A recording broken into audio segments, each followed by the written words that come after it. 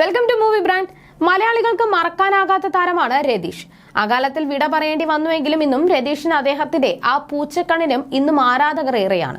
ഒരു കാലത്ത് നായകനിരയിൽ തരംഗമായി മാറിയ രതീഷിന്റെ കരിയർ ഗ്രാഫും ജീവിതവും ഇപ്പോഴും ചർച്ചയാകാറുണ്ട്. കരിയറിൽ കുറെ കൂടി ശ്രദ്ധ കൊടുത്തിരുന്നുവെങ്കിൽ സൂപ്പർ താരമായി രതീഷ് മാറിയനെ എന്നാണ് പലരും ഇപ്പോഴും അഭിപ്രായപ്പെടുന്നത്. 2002 രതീഷിന്റെ അപ്രതീക്ഷിത വിടവാങ്ങൽ. ഹൃദയാഘാതത്തെ തുടർന്നായിരുന്നു അന്ത്യം. രതീഷിന്റെ ഈ അപ്രതീക്ഷിത മരണം കുടുംബത്തിന് വലിയ ആഘാതമായിരുന്നു. ഇപ്പോഴിതാ ഇതേക്കുറിച്ച് സംസാരിക്കുകയാണ് മകൻ പത്മരാജൻ രതീഷ്. അച്ഛന്റെ പാത പിന്തുടർന്നാണ് ഇദ്ദേഹവും സിനിമാ രംഗത്തെത്തുന്നത്. അച്ഛൻ വിയോഗ സമയത്തെ വിഷമഘട്ടത്തിലും തന്നെയും സഹോദരങ്ങളെയും മുന്നോട്ട് കൊണ്ടുപോയത് അമ്മയുടെ ദൃഢനിശ്ചയമായിരുന്നുവെന്ന് പത്മരാജ് രതീഷ് പറയുന്നു. അച്ഛനില്ലാത്തത് ഇപ്പോഴും വലിയ മിസ്സിംഗ് തന്നെയാണ്. പക്ഷെ ജീവിതത്തിൽ അതിന്റെ ബുദ്ധിമുട്ട് അമ്മ അറിയിച്ചിട്ടില്ല. ഞങ്ങളുടെ കൂടെ നിന്നത് സുരേഷ് ഗോപി അങ്കിളും സുരേഷ് കുമാർ അങ്കിളുമാണ്. സുരേഷ് ഗോപി അങ്കിൾ ഇങ്ങനെയാണ്. അദ്ദേഹം ചെയ്യുന്ന സഹായം ഒന്നും കണ്ടിട്ടില്ല.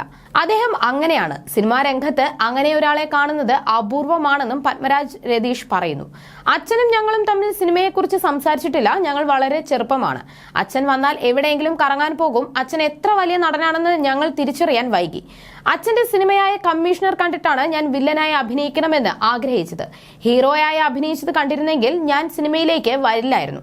അത്രയും വലിയ അച്ഛൻ പെർഫോമൻസ് ആണ് ചെയ്തിരിക്കുന്നതെന്നും പത്മരാജ് രതീഷ് വ്യക്തമാക്കി.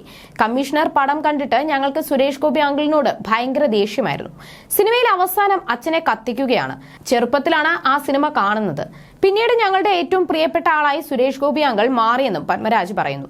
ഇൻഡസ്ട്രിയിലേക്ക് വന്നത് മുതൽ പെട്ടെന്ന് താരമാകണമെന്ന ചിന്ത തനിക്കില്ലെന്നും പത്മരാജ് രതീഷ് പറയുന്നു. അമ്മയുടെ മരണത്തെക്കുറിച്ചും നടൻ സംസാരിച്ചു. സഹോദരങ്ങളാണ് എന്റെ ശക്തി.